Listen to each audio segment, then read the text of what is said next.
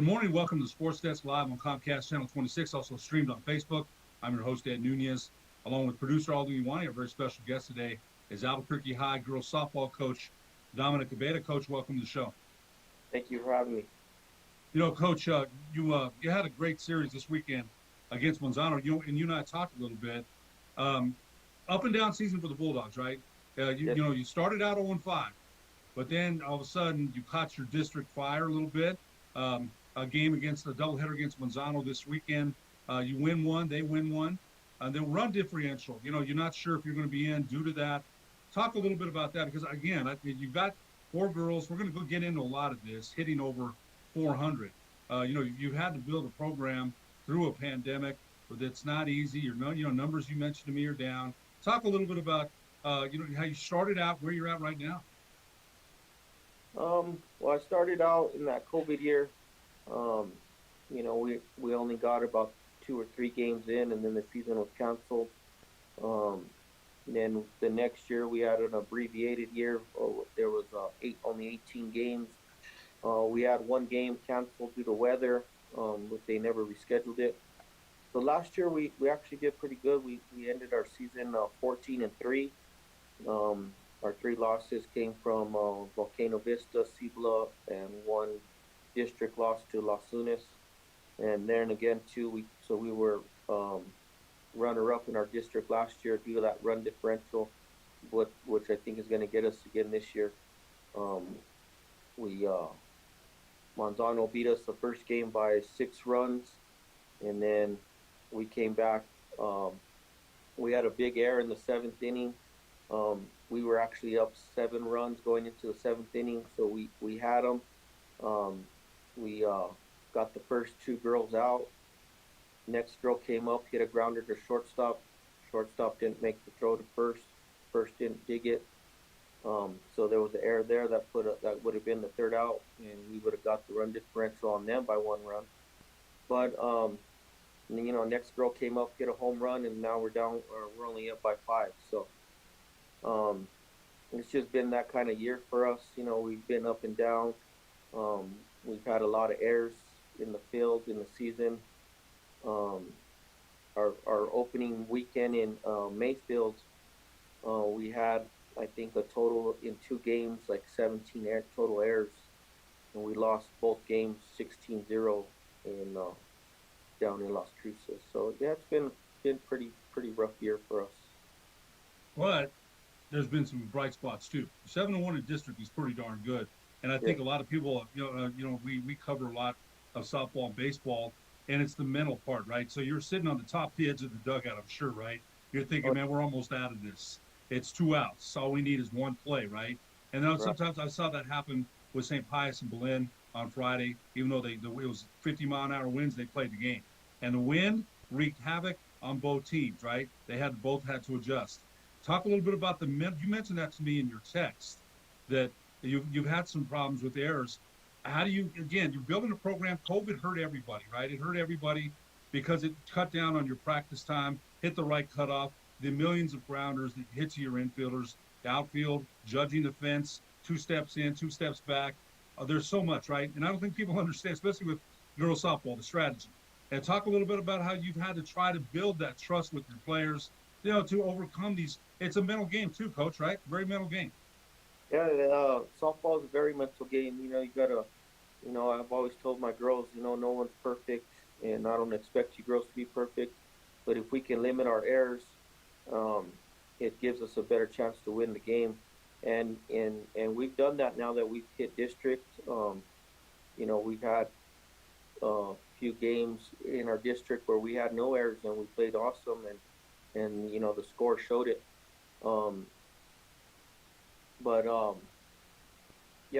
I always just try and teach them, short-term memory. You make an error, let's forget about that error. Let's go on to the next play, make it up either on the next play or make it up when you come up to bat. Because we give up. Our team's given up quite a bit of runs this year, due to the errors, and so we gotta battle back on our offense.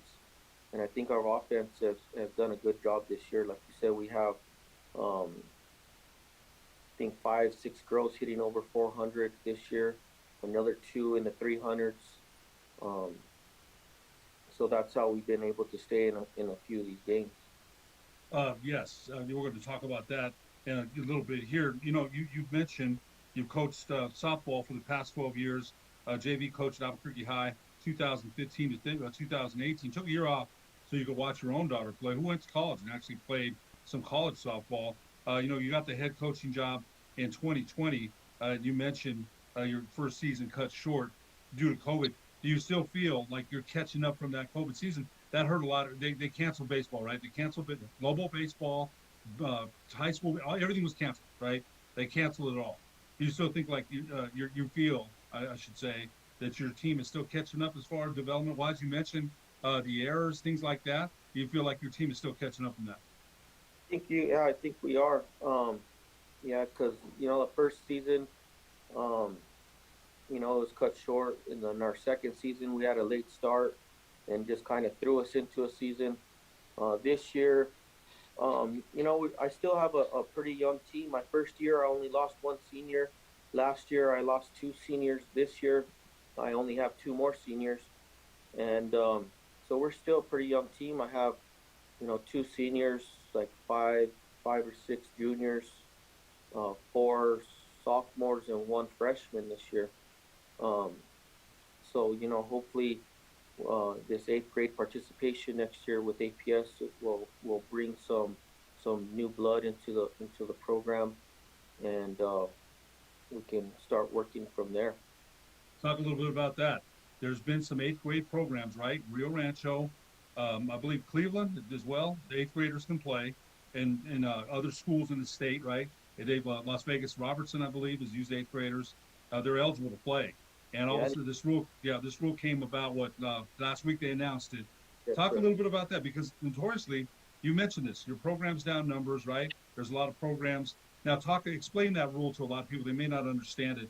Explain that eighth grade rule that was just announced last week that the eighth graders will be eligible for varsity action. Yeah, so eighth graders starting next year will be able to participate within their home district, and I think it's great for the APS school district to allow eighth graders to participate in high school sports. It's been a rule, like you said, all around us. Rio Rancho, Las Nunez, Belen, all the southern schools, they all allow it. I think we're the last district to get on board with this, but I'm glad they finally um, jumped on board. Hopefully, it'll help out the numbers. Like I said, COVID has hit our numbers pretty good. We haven't had a JV team in the last 3 years, so I'm hoping to bring our JV program, to bring up some girls in the system. A lot of people feel right. Back in the day, coach, you wrestled and did some things in high school. You always had a feeder program, right? Right. Albuquerque High had Jefferson, Wilson. A lot of the kids at Wilson split. Now, some of them would go to Highland, some of them would go to Albuquerque High. Charter schools have taken the bite of that. They've taken a bite, right? Definitely taken a bite. Back in the day, the parochial leagues when I played, it was way back, right? Way back in the day, but the parochial leagues fed into St. Pius back in the day, and so the feeder schools have you've lost numbers. How important is it to have a JV team? Now I know how important it is, but tell everybody else. And having a JV team that you can develop, right? You haven't had one in 2, 3 years, you said. Yes. Um, Talk a little bit about how important that might be, and that might give you some numbers to develop a better program. Yeah, JV program is very important in softball because you know some girls come out try out. They're not quite ready for that varsity level competition yet, and it's good to give them some field time. In the JV program, because I don't think there's ever been a C team in APS as long as I've been around Softball. in softball. So it's always just been JV and varsity. So it's good to give them some playing time down a lower level, get their mechanics right, go over fundamentals with them, more fundamentals. That way, when they get to the varsity program, they're ready to step on the field and contribute to the program. such a big. You're going to take a break here in a second, but I saw that. I watched Highland play 2 weeks ago, and Fernando Santiadas, who you probably know, is doing a great job. Right, he's doing the best he can to develop kids. But you got freshmen going against varsity guys. It's not fair, right? It's not. He's not complaining. He's doing the best he can. But I think you just hit the nail on the head when you're talking about development and when they're ready, right? Coach, we're going to take a break, and when we come back, we'll talk more about your players on this year's version of the 2022 Albuquerque High Girls Softball team after these messages on the Sports Desk.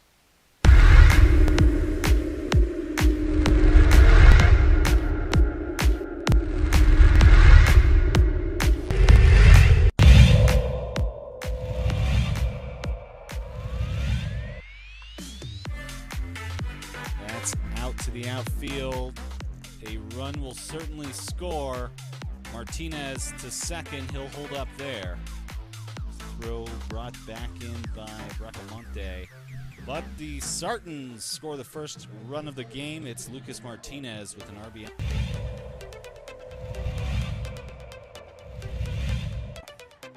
Breaking ball, and that's grounded to third baseman. Get the lead runner at first, try to get a double play, and they do. Turn two, and another run scores. Noah Morlock will score, but Achille Karras grounds into a double play.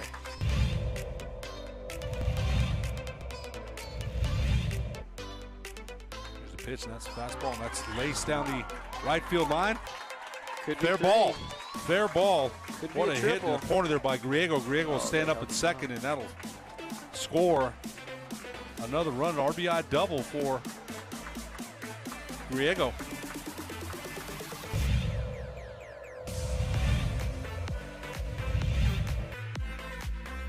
Deal with the high leg kick. He brings it. There's a shot. Martinez jumps, not able to get there. That should bring in 2 runs, and indeed it does. As both Lucas Armijo and Robert Garcia come aboard.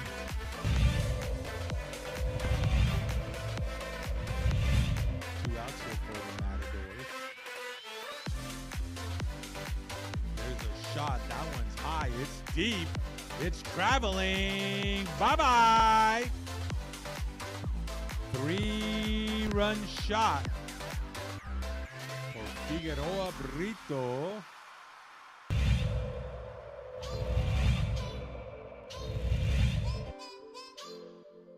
Alvarado brings it. There's a shot. Right to shortstop.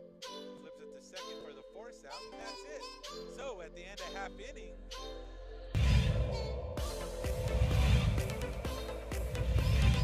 2 hits in his first game. Curveball, Karras swung on. That's driven deep. That could be gone. It is. Home run for Achille Karras. 2-run home run. Achille Karras had 2 singles his first game.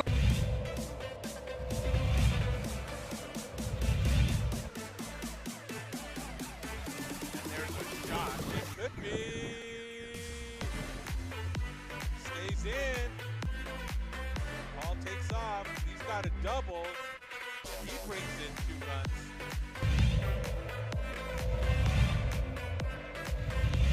Be a tell for the game going forward. Daniel Chesson runner first curveball, and that swung on and lifted to left field, and that's in the gap there. It's going to drop. That'll score another run, and that's going to score 2 more.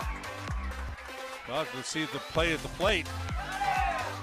They got him. So I thought they was going to score another one, but the relay from the center fielder Cole Mangino to Harris to Cooper. So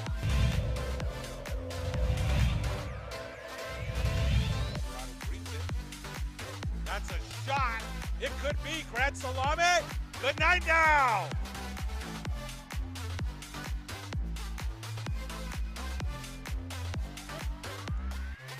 More RBIs. Tony Ledger. I told you that wind was blowing out to left. Just get it in the jet stream and it's over.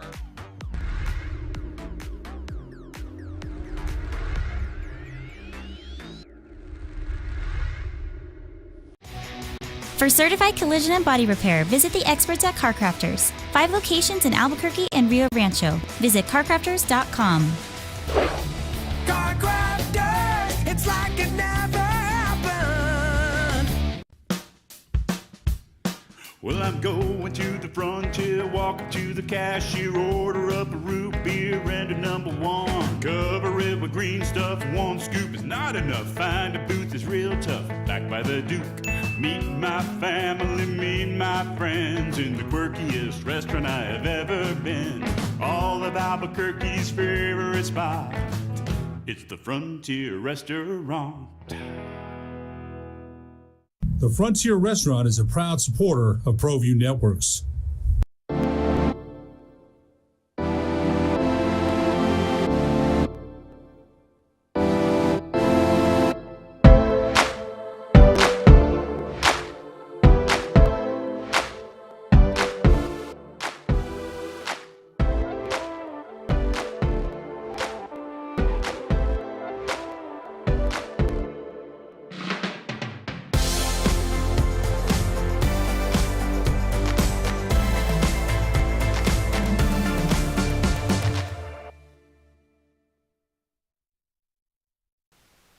Welcome back to the Sports Desk live on Comcast Channel 26, also streamed on Facebook. Along with producer Alden Iwani. Our special guest today is Albuquerque High girls softball coach Dominic Abeyta. And coach, I've got a quote about you from someone that knows you, and I'd say pretty well. Patience and perseverance have a magical effect in which difficulties disappear and obstacles vanish. He is the most patient, understanding coach I've ever met. He deals with everything thrown at him, calm and collective, and that comes from your wife, Annette. So you got a fan there, and I thought it's a great quote, man. I really do. You know, and she's got to be one of your biggest fans because you go home, who do you talk to about it, right? I mean, when I coached, and I was so mad sometimes, and my wife could understand some of it. I'm sure, you know, your wife, who your stepdaughter, Jasmine, we're going to talk about here in a second, can probably relate. She goes through it when Jasmine's on the mound, Jasmine's at the plate, right? A parent, when my son played for St. Pius, one time he had 2 free throws I couldn't even watch. So I thought that's a great quote that your wife gave us about you. Yeah, you know, I like to be calm, and collective while I'm coaching. I'm not a big yeller. You know, there's a few instances where I did have to kind of get a little loud, but I don't like to yell or get down on the girls. You know, I like to keep that positive energy going on. And, you know, I think it's helped us in the long run. You know what? Everyone's got a different approach, right? Everyone's got a different approach in that button to push.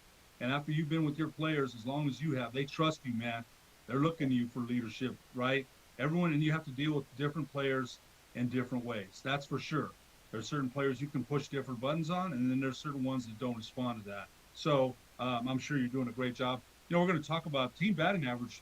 You mentioned you struggle sometimes mentally in the field as far as making errors, things like that. But as a team, your team is batting 345. You mentioned Mariah Stanley. You have four players over 400. She's batting 453. She's a junior.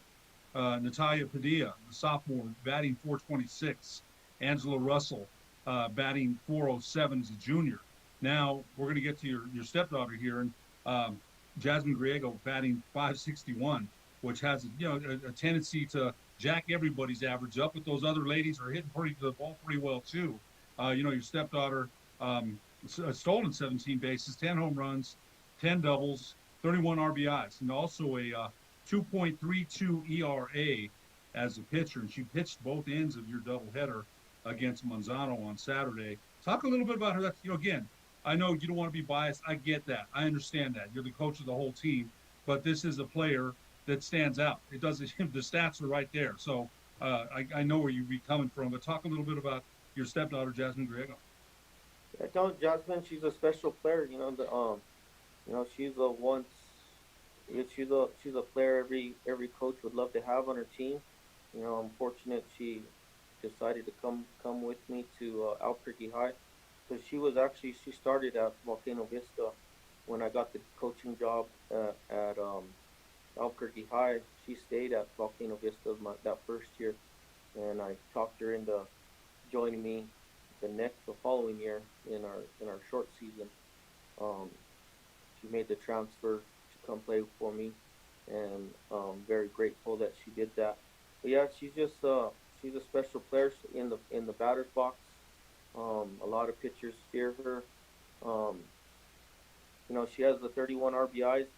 She could have a lot more. But being that I didn't have a leadoff batter that I trusted to get the game going, so she's my leadoff batter. So she doesn't get a lot of RBI opportunities, like Mariah, um, Natalia, and Angela. They get most of the RBI opportunities. But when she comes up to the plate, she makes stuff happen. When she gets on, she usually scores. She's accounted for I think 41 of our runs through the season. Um, she has a slugging percentage of 1.318, which is a hell of a slugging percentage. Her on base percentage is a 6.33. When she gets on the base, she's fast. This weekend, she got on a couple times. Next girl hit a double and she scored from first base. She has the wheels. And in the circle, she does her thing.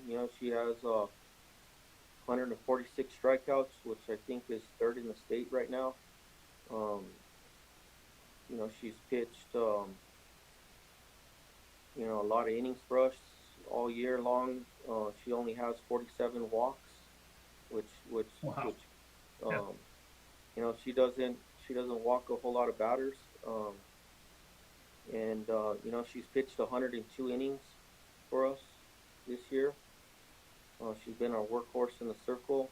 She's faced almost 500 batters, so to have only 50 walks out of 500 batters, that's pretty impressive. Well, Coach, the other great thing about Jasmine Griego, your stepdaughter, and one of the best players in the state. There's no question about that at all. No question. She's a junior. She's a junior, yeah. You got another year to look forward with, and also Mariah Stanley is a junior. Natalia Padilla is a sophomore. Angela Russell is a junior. Now, say this run differential doesn't work out, and Albuquerque High, whatever reason, doesn't make the playoffs. You've got lots to look forward to, I would think. Again, it has to work. It has to, sometimes things, you look at a roster at the off season, right? And a lot of coaches will do that, like, hey, we should, right? And then sometimes things happen that are out of your control during the summer, right? Things happen, and, sometimes the commitment to come back isn't as great as it was during the season, right? Sometimes things change. But what I see here, you got lots to look forward to in next season if things don't work out as far as the Bulldogs making the playoffs this year. Yeah, no, yeah, I'm still staying hopeful we make it to the state playoffs. I think we're a team to look out for if we do make it into the playoffs. Just with having Jasmine as a pitcher, I think we always have a chance to win in that aspect. But I'm not looking too far ahead as of right now because we still got 2 more games in our district, and then next year, I think we will have a pretty solid program as of next year. We have a few girls coming in that I know of that will make an impact right away. And then there's still games to be played. Explain that, Rob. This happened to Rio Grande baseball coach Orlando Griego last week. He was mentioning the run differential. I believe they dropped the double, won one against Los Lunas and lost the other one. And Coach Griego's been around a long time, man. A lot of respect for him. Talk about that run differential again for those that may not understand it. You split a doubleheader with Monzano on Saturday, and they outscored you a runs district, right, in the district season. So that would put them over the top if it came down to a tiebreaker with yourself and Monzano. Is that right? Yeah, well, I think from what I understand, and I'm not 100% on the situation. I still got to kind of look into it. But I think it doesn't have run differential within the district. It goes run differential head-to-head first. So from what I understand, Monzano, they beat us by 6 the first game, and we only won by 5 the second game. So they're 1 up on us on that run differential. Okay, so you have Los Lunas on you have to win your 2 games anyway, right? You're right. With Los Lunas on Thursday. Who does Monzano have? You know who they have? Monzano plays Capital. Okay, so you beat Capital earlier this season, So if Yeah. Monzano lost those games, you would be in there, right? Yes, if Monzano were to drop at least one of those games, we would be the district champion.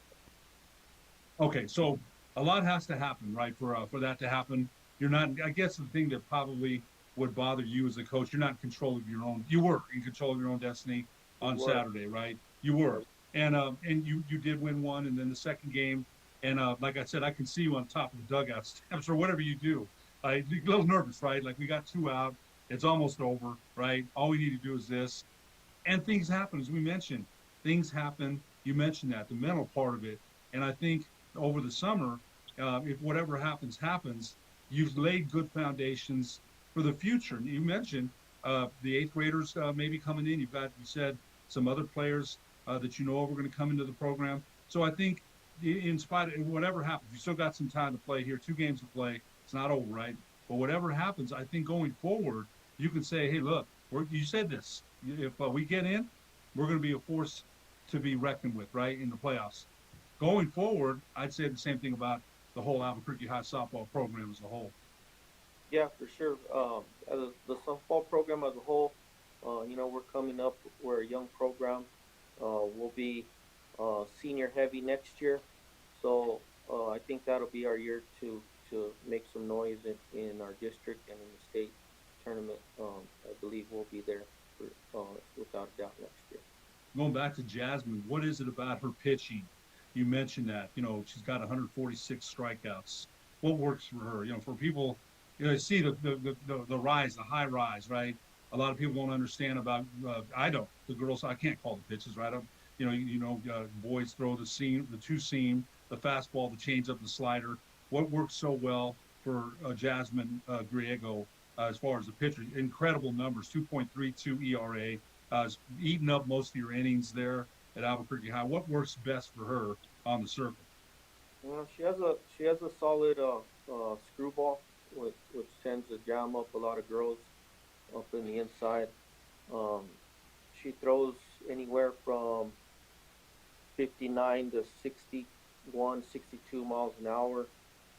She has a fantastic changeup that drops down to about 45, 48, in between there. So it keeps a lot of hitters off balance. But we mix in a rise ball.